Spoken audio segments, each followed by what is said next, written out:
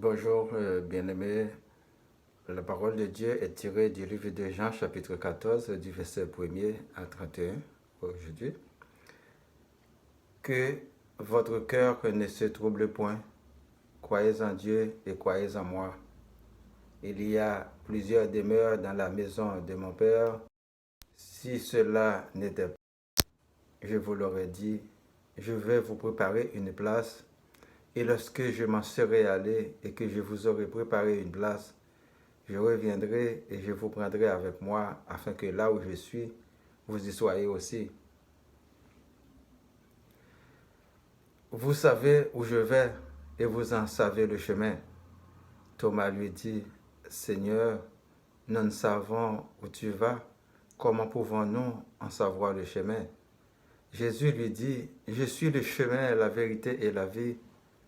Nul ne vient au Père que par moi. Si vous me connaissiez, vous connaîtriez aussi mon Père, et dès maintenant vous le connaissez et vous l'avez vu.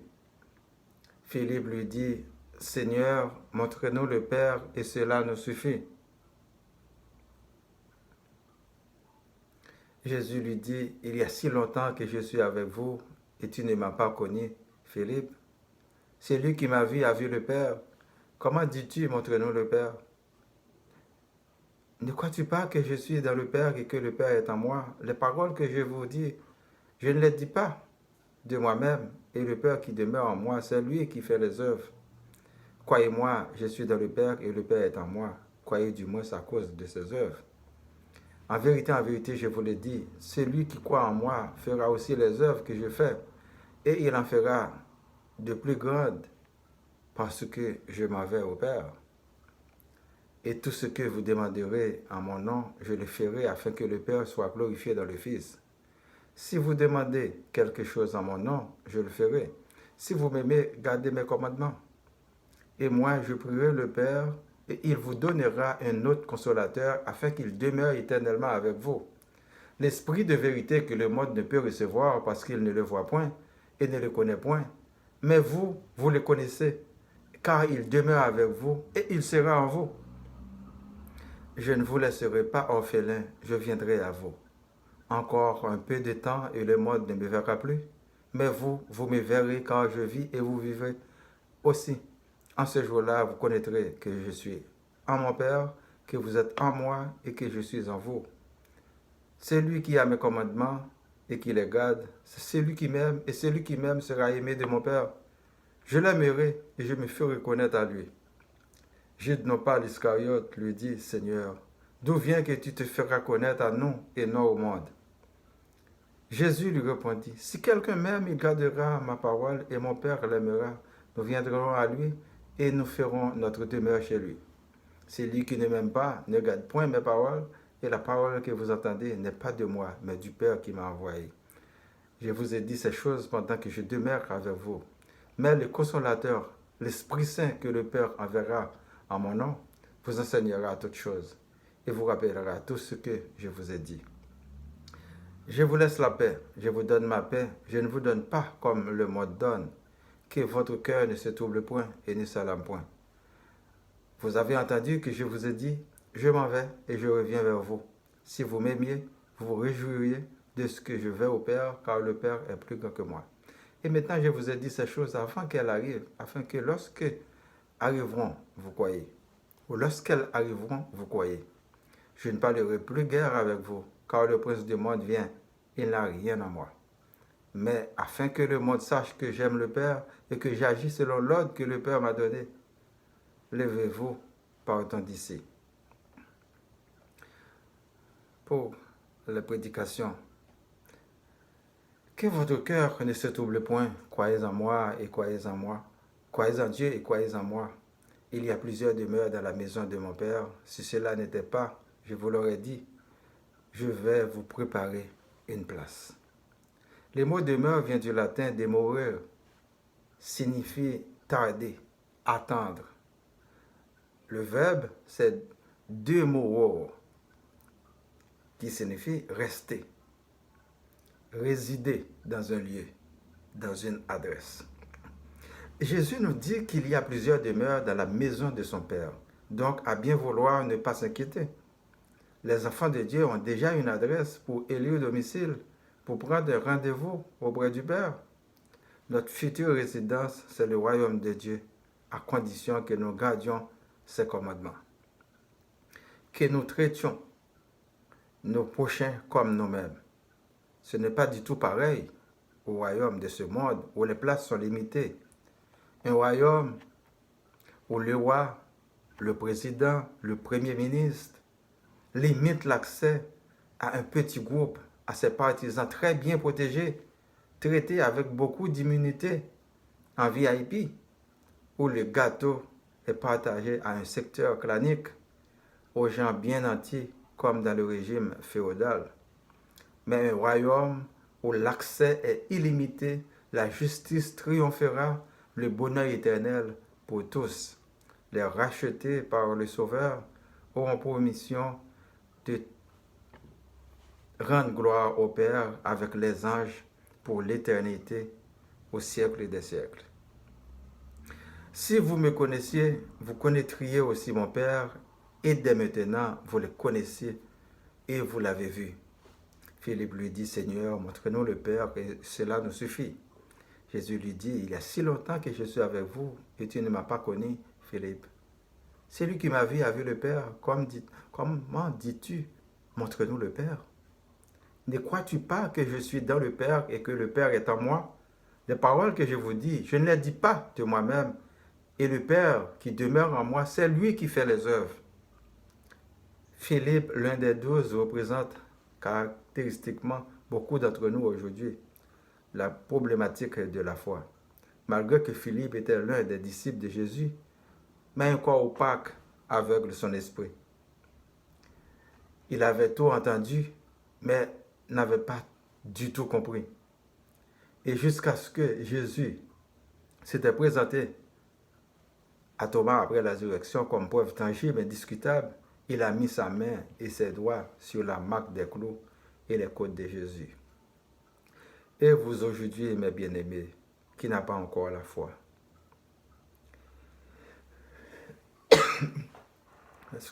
je suis un témoin et acteur de beaucoup de miracles de notre Sauveur Jésus-Christ. J'ai déjà opéré pas mal de miracles dans ma courte vie sur la terre avec la force de l'Esprit Saint. Oui, une femme était malade, possédée d'un mauvais esprit, était guérie au nom de Jésus de Nazareth, sans une tasse de thé ou de médicaments. Et les mauvais esprits étaient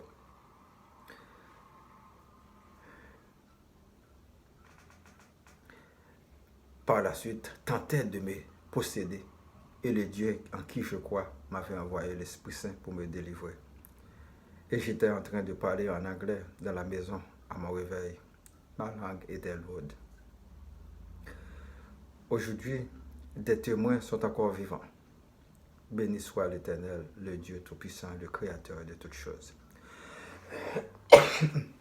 Excuse-moi. Bienheureux ceux qui croient sans voir. Comme dit Jésus à Thomas, Jean chapitre 20, verset 29, Jésus lui dit, « Parce que tu m'as vu, tu as cru.